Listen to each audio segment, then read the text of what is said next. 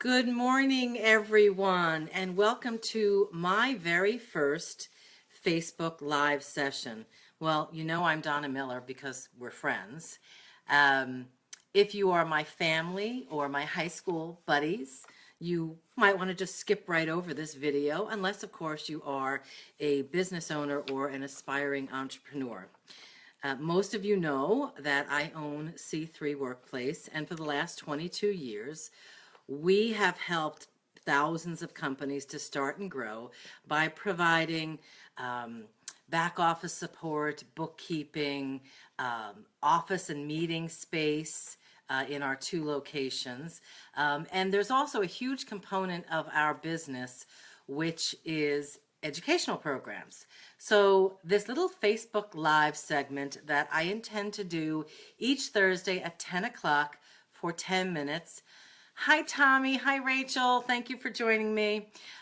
We're going to talk about something that I find is so challenging for business owners, and I like to refer to it as avoiding the shiny object. Owning a business is it's almost like having children. You never quite can predict how it's going to impact you. It's fantastic. Hi, Marianne. It's fantastic, and it is challenging, and it's rewarding, and it has high highs and it has low lows. But the reality is we have to wear a lot of hats. Hi, Laura. We have to wear a lot of hats, and that's where the shiny object syndrome comes in. And I want to talk about two particular things today, and you can all feel free to type your comments or your questions, and I'll do my best to get to them in these 10 minutes. You too, Kika. So first I want to talk about focus, which for me is the complete and utter opposite of avoid. It's how you avoid the shiny object syndrome. So, focus is going to take place in several areas of your business, but one of the most important things is your target market. I will sometimes go to networking events, and maybe this has happened to you as well, and someone will introduce themselves, and when I say to them, who do you sell your services to, or who do you market your services to? And they say, small businesses, medium businesses, I can sell my services to anyone. Well, congratulations. Yes, maybe you can, but the reality is you can't market to everyone. So the first area of focus I want to talk to is target marketing. Hello, Laura. How do you create the DNA and the data that you need to really identify your target market? And in the Earn More program, there's more information listed on my website, we talk a lot about the target market. In fact, next Wednesday, I'll be having a lunch and learn with Rachel Durkin, where we will talk about the 4 pillars of marketing, and we will specifically talk about the client DNA. But the reality is, here's what the client DNA is. The DNA of your client is the demographics, who they are, their age, their income, their geographic area, the kind of really simple stuff. It's the psychographics. What is the emotional state of that person? What are the emotional factors that drive them to make a purchase? The reality is we make change, which can also be called a purchase, for 2 reasons, pain or pleasure. The reality is pain drives our move to an actual change more so than pleasure. So when you think about starting to determine the actual DNA of your client, think about, who am I currently doing business with? I encourage people. I had a meeting with a brand new prospect yesterday, and he was a little unclear of his target market. And as we started to talk, he named several different clients. He had a builder. He had an auto repair shop. He had a laundromat. He had a contractor. And I said to him, well, perhaps your target market are tradesmen. And he kind of went, oh, wow, I never really thought of that before. So what I want you to do is to track some data around your target market. You can do it in a simple spreadsheet, and you can, over time, really analyze who your target market is so that you're very clear, because sometimes we think we know what our target market is. Sometimes we know what we want our target market to be, but is our data telling us that that's really who our target market is? So I think target market is a big way of how you can avoid the shiny object syndrome. And Tommy Hilkin, who does a great job of coaching business owners in how to present for results, because as thought leaders, we have to be able to get in front of a camera or get up in front of a room. So Tommy Hilkin does a great job at that. He asks, does the shiny object affect different personalities in different ways? Absolutely. If you're familiar with the DISC profile, high I people are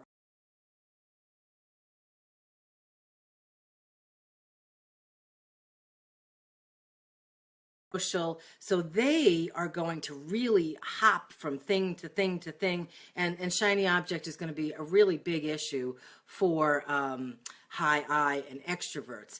On the other flip side of that, when you have people who are introverts, what might happen with the shiny object is they have so many things in front of them that they fall subject to analysis paralysis. They want to analyze, analyze, analyze instead of making a decision and moving, which is what I want to spend these last couple minutes talking about: execution.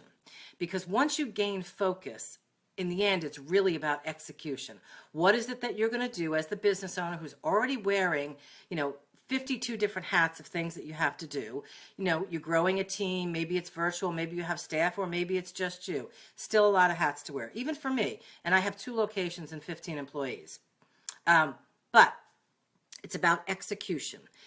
I am a student for life. I'm fully self-taught.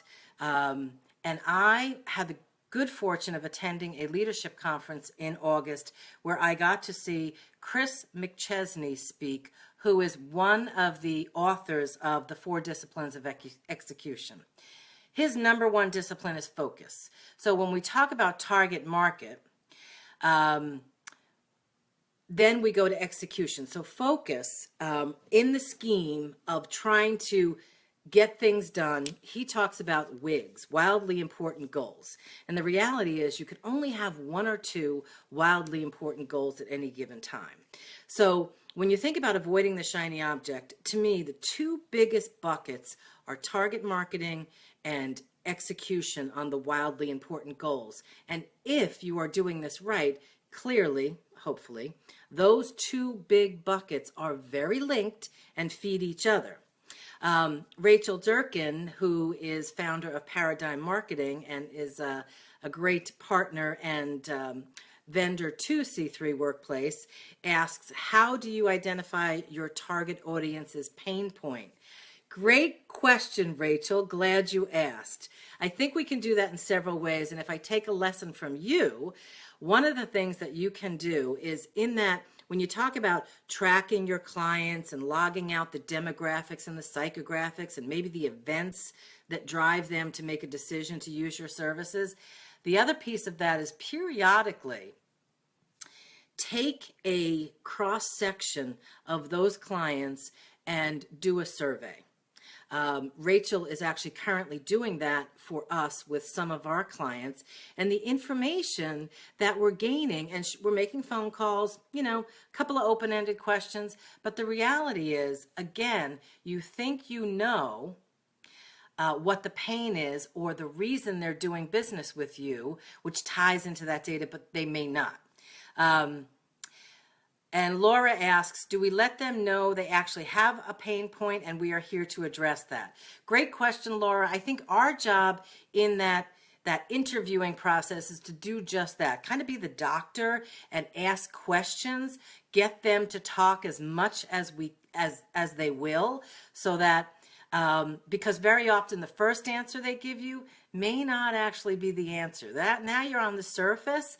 So the idea is when you're having this conversation about what their challenges are so that you can identify their pain points, and they answer you, they say, well, there's not enough time in the day. So you might write down time management. But go further.